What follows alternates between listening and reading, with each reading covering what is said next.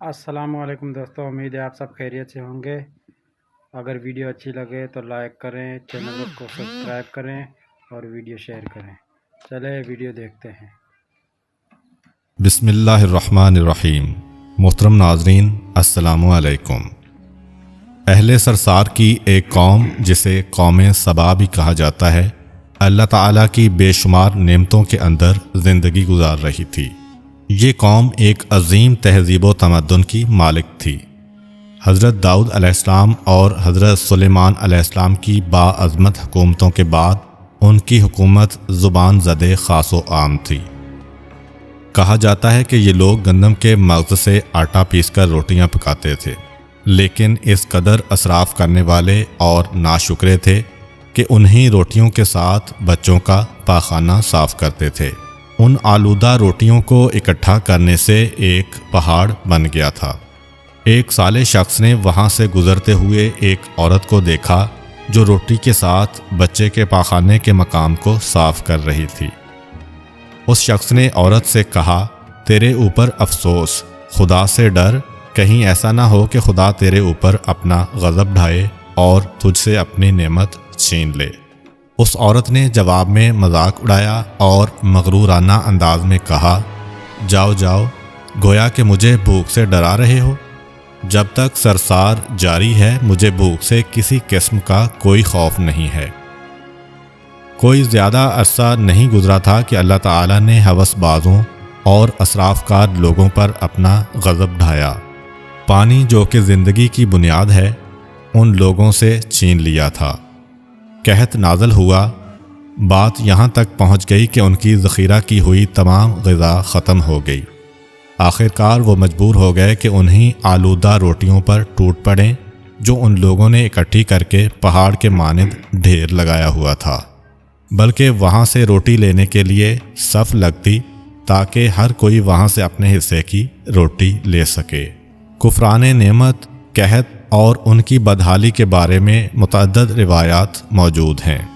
سورہ نحل کی آیت نمبر 112 اور 113 میں یوں ارشاد ہوتا ہے، اور اللہ نے اس قریہ کی بھی مثال بیان کی ہے جو محفوظ اور مطمئن تھا، اس کا رزق ہر طرف سے باقاعدہ آ رہا تھا، لیکن اس قریہ کے رہنے والوں نے اللہ کی نعمتوں کا انکار کیا تو خدا نے انہیں بھوک اور پیاس کا مزہ چکھایا، صرف ان کے ان اعمال کی بنا پر کہ جو وہ انجام دے رہے تھے، اور یقیناً ان کے پاس رسول آیا تو انہوں نے اس کی تکذیب کر دی، تو پھر ان تک عذاب آ پہنچا کہ یہ سب ظلم کرنے والے تھے۔ اسی قوم سبا کے بارے میں ایک اور واقعہ بیان ہوتا ہے کہ ان لوگوں نے اپنی زراعت کو بہتر طور پر کاشت کرنے کے لیے پانی ذخیرہ کرنے کی خاطر بلک کے دو پہاڑوں کے درمیان ایک بہت بڑا بند معرب تعمیر کیا ہوا تھا۔ سوراخ اور دوسرے پہاڑوں سے گزرا ہوا پانی اس بند میں آ کر وافر مقدار میں جمع ہو جاتا تھا۔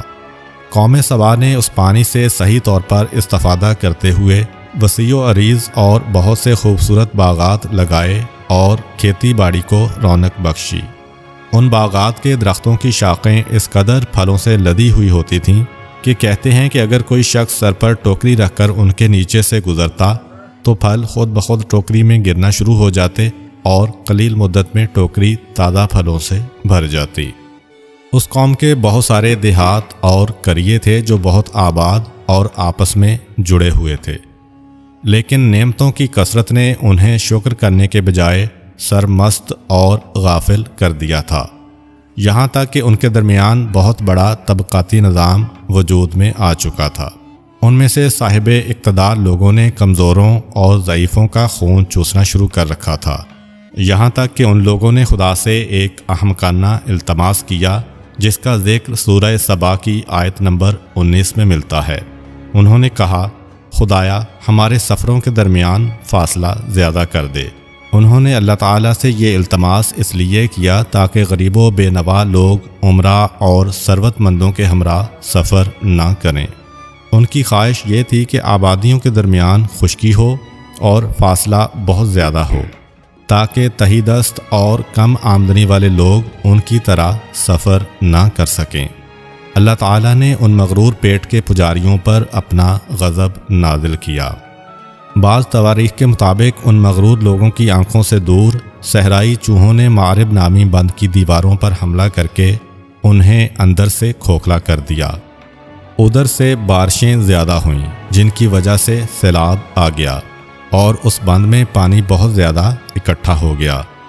اچانک بند کی دیواریں ٹوٹیں، اس سے ایک بہت بڑا سیلاب آیا جس میں تمام دیہات، آبادیاں، مال مویشی، باغات، کھیتیاں، ان کے محل اور گھر پانی میں غرق ہو کر نابود ہو گئے۔